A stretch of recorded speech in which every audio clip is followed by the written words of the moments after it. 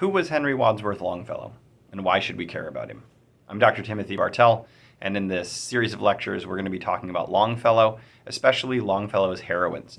This is based on my new book, The Heroines of Henry Longfellow, Domestic, Defiant, Divine, in which I explore the many amazing women that Longfellow writes about throughout the course of his career. This lecture is going to discuss a little bit of why we would care about Longfellow at all, what his place is in American poetry and American history, and how you can begin to be interested in Longfellow yourself. So Longfellow was the most internationally famous and acclaimed American poet of the 19th century. That's a little bit weird to say, given that often Longfellow is now skipped when we study American poetry.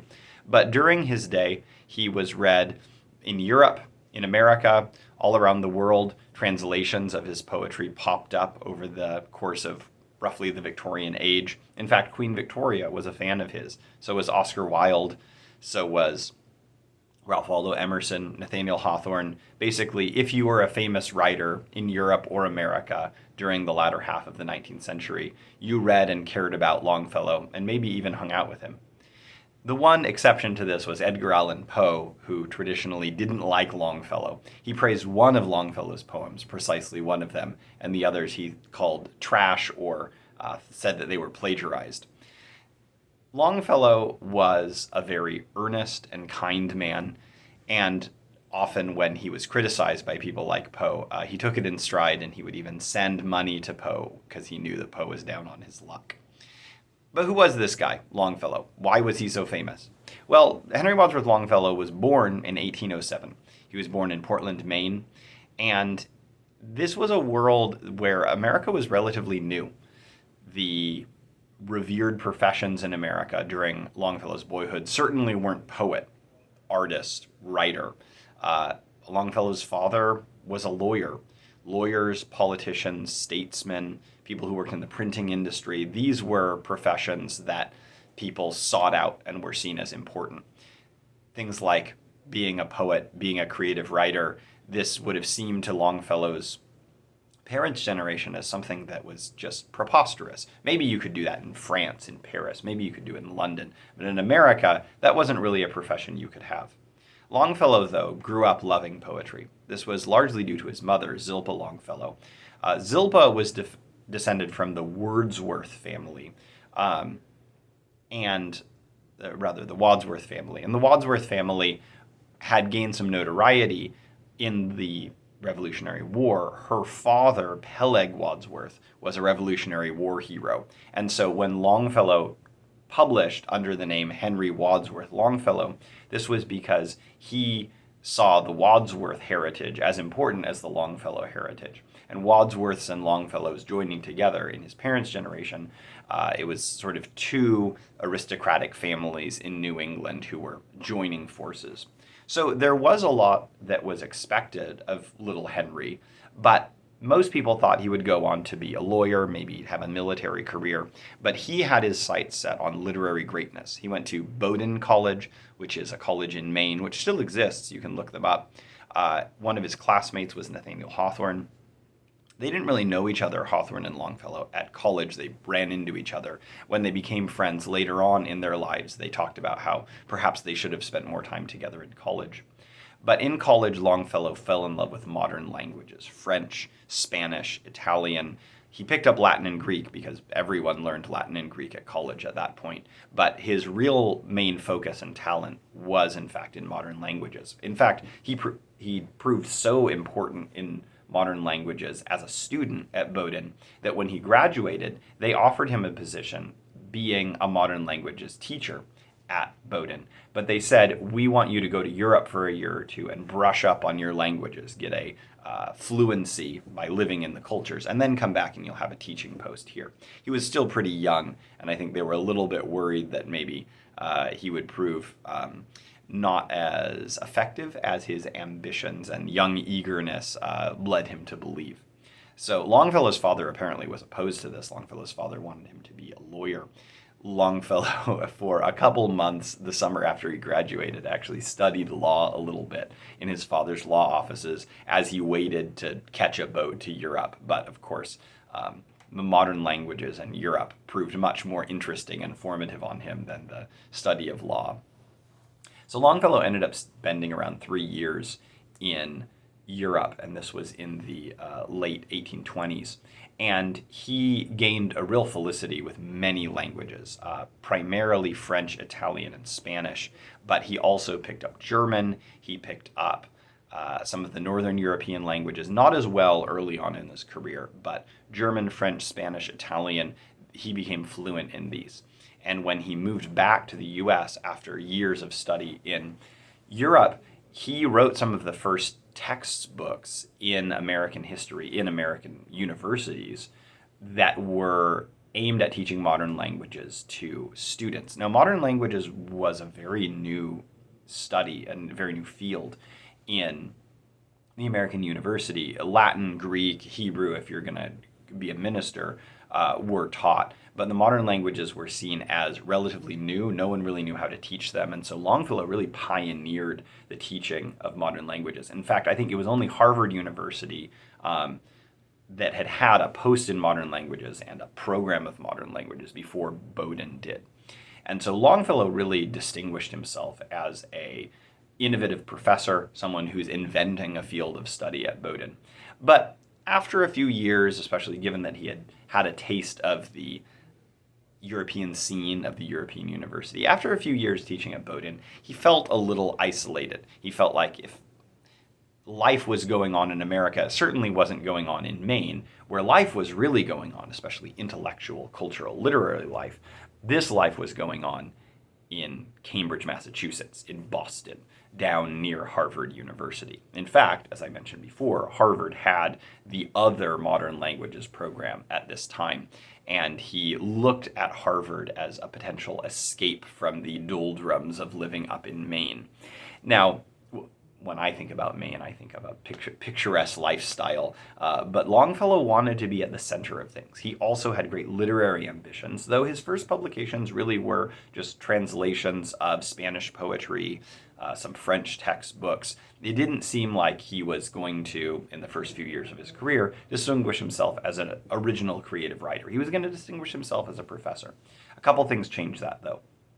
Harvard's first professor of modern languages retired. And so Harvard reached out to Longfellow and said, look, we'd love for you to come take his place, be our chair of modern languages. But, and this is the second time this happens in Longfellow's career, but we want you to go to Europe for a couple of years and brush up on your languages. In particular, they wanted him to brush up on the Northern European languages, the Scandinavian languages.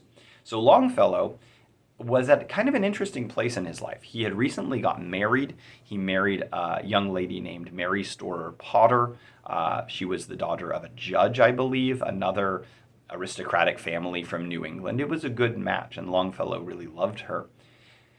The problem was they decided to go together to Northern Europe, and unbeknownst to most people who sent them off, Mary was pregnant when they left. Very sadly and very tragically, Mary suffered a miscarriage while they were in Northern Europe. I think they were in Copenhagen, and complications ensued from that. Mary became sick and she died. And so here's Longfellow, up and coming, soon to be Harvard professor. He has this new family he brings them to Europe and loses them. And this was devastating to Longfellow. He has this journal entry, I think it's after the miscarriage, but while Mary is sick and he's worried about her, he hears fire bells going off in this little town in Northern Europe. And he goes outside and a church is on fire. And he describes the church burning to the ground over the course of a night. It's like a metaphor for his life. His life was burning to the ground in front of him. And so he has to send his wife's body back to her family in America. He's devastated. Some of the writings, both journal entries and poems from this era, are very, very heartbreaking. Longfellow didn't know what to do, so he went to Germany. Germany wasn't even the main place he was supposed to go, but he went to Germany because he heard that William Cullen Bryant, who was an American poet who was just basically making a name for himself as an American poet, one of the first major American poets in history. He heard William Cullen Bryant was in Germany, and so he went and spent some time with this older poet, got some advice, some counsel, and he decided to hang out in Germany for a while with a few of these expatriate families who were living in Germany for the summer. One of these families was the Appleton family, and Longfellow began a friendship with the Appleton's family's eldest daughter, Frances. Now, Frances was smart, bookish. By all accounts, she was kind of an Elizabeth Bennet type, suffered no fools, not easily impressed. And she and Henry spent a summer reading and discussing German literature together. And this helped, both the Bryant family and the Appleton family helped Longfellow deal with these first raw year or two of grief. Longfellow returns back by the late 1830s to New England, to Harvard. He begins a career at Harvard as a modern languages teacher. You can go and find the manuscripts, I think they're digitized right now, of his early lectures from Harvard, where he's lecturing on the Divine Comedy. He's lecturing on German Romanticism. These lectures are fervent. You can tell that he really cared about his work. And we know from his journals and from accounts, letters, both by his parents and by his brothers and friends, that he was pouring himself into his work because he was a broken man. He was grieving. Another disappointment that happened in the late 1830s is he got back to New England, and the Appleton family moved back too, and he hoped to continue a friendship with Frances. Now, obviously, to people who can read between the lines, he had kind of rebounded, fallen in love with Frances. But Frances was not particularly interested in continuing their friendship when they got back to the States. He was a few years older than her. He seemed maybe over-eager in their friendship, and she was an eligible young woman who had lots of aristocratic suitors in the Boston-Cambridge area, and so ended up kind of telling him, hey, I don't really want to hang out with you. This further confirmed that Longfellow would be a bachelor and would live in grief, he thought, for the rest of his life. And out of this grief, out of this heartbreak, out of this disappointed rebound, I think I would call it, Longfellow begins writing original poetry. The first poem that he publishes that really encapsulates the kind of poem he's going to be, or poet he's going to be, is in the late 1830s. He publishes A Psalm of Life in a local magazine. Tell me not in mournful numbers, life is but an empty dream. For the soul is dead that slumbers, and things are not as they seem. Life is real, life is earnest, and the grave is not its goal. Dust thou art, to dust returnest, was not spoken of the soul. Towards the end, it says, lives of great men all remind us we can make our lives sublime, and departing leave behind us footsteps in the sands of time, footsteps that perhaps another, sailing o'er life's solemn main, a forlorn and shipwrecked brother, seeing, may take heart again. Let us then be up and doing, with a heart for any fate, still achieving, still pursuing, learn to labor and to wait. Laboring and waiting become a great theme in Longfellow's life. In 1839, he publishes a collection of poems with Psalm of Life as one of its centerpieces, called Voices of the Night. It's mostly original poetry, though he did include some translations from Dante and a few other Italian, French, and Spanish writers. And this really cements him as a new voice in poetry. The poem I just quoted to you is very direct. It's very earnest. It doesn't have incredibly flowery languages, the these and thous and complex syntax of, say, Wordsworth's romantic poetry or Milton aren't there in Longfellow's poetry. It's very direct. It was seen as having a very American voice, though it was Hawthorne who said, I believe nothing like this has been written in our part of the world, and I wouldn't hesitate to add the other parts of the world as well. So Hawthorne began to see Longfellow is starting to write something that hasn't really been written before in American poetry. If you compare the Psalm of Life with some of Bryant's work, we mentioned Bryant was the poet who kind of gave some counsel and direction to young Longfellow in grief in Germany a few years before. Bryant's verse is a little bit more 18th century in its diction, more these and thous, more complicated syntax, something a little more akin to Wordsworth or even Coleridge's more antiquated diction. But Longfellow is direct. He's clear. The critic Dana Gioia has called it Yankee Unitarian agitprop. Now, I don't think Longfellow ever particularly wanted to propagandize. He was very sensitive to any sort of political violence or coercion, and yet he's telling us directly, "Hey, I got some advice for you. Life is real, life is earnest, and the grave is not its goal. Stop thinking that, oh, we're just headed toward death and there's nothing else for us. No, you can act that each tomorrow find you further than today." But the message of these early poems isn't some sort of everything's going to be okay, and as long as you just believe in yourself, you'll never be sad. No, he says you need to learn to labor and to wait. Laboring and waiting are not cheery things, but Longfellow really wanted his readers to know that life isn't going to be easy, but you have the strength to endure. There's another poem in the same collection where he ends a poem saying that how sublime a thing it is to suffer and be strong. If we think primarily about his disappointed desire for a relationship with Frances, we might find this maybe a little bit immature, but we have to remember that his disappointment with Frances is really only this small piece of this story of a man who had established his career, he had started a family, he lost his family, and at the same time was displaced from his home, and then comes back and lives in Harvard, where he had hoped to have a wife and child, have children, be a Harvard established father of a family and father of modern literature. And instead, he just comes back broken. And I think it's helpful to remember that poetry, as much as we intellectualize poetry, and I'm an academic, and I think poetry is analyzable with all the powers of our intellects, and yet this poetry that we get from Longfellow really does come from grief. It comes from an outpouring of his heart, like Wordsworth says, that it's the outpouring of strong emotions recollected in tranquility. Longfellow didn't stop, though, with just writing gushing, I'm sad, but I'm going to be strong poetry. He began over the course of the 1840s to build for himself a body of work that was lyric. He has many poems that are like a Psalm of Life. They're almost poems of advice.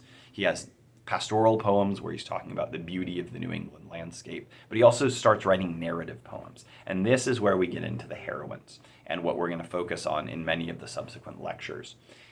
Longfellow was interested not just in writing about his own struggles to suffer and be strong, to labor and to wait. He wanted to give his readers examples of characters from across the world, from across history, from across cultures, from across ethnicities, of people who suffered and were strong, people who labored and waited and ultimately had victory. In my next lecture, we're going to talk about some of the early heroines who learned to suffer and to be strong, and who become, for the American readership, these examples of people who do what Longfellow was trying to get himself to do in the 1830s and 40s, trying to overcome real hardship and real grief.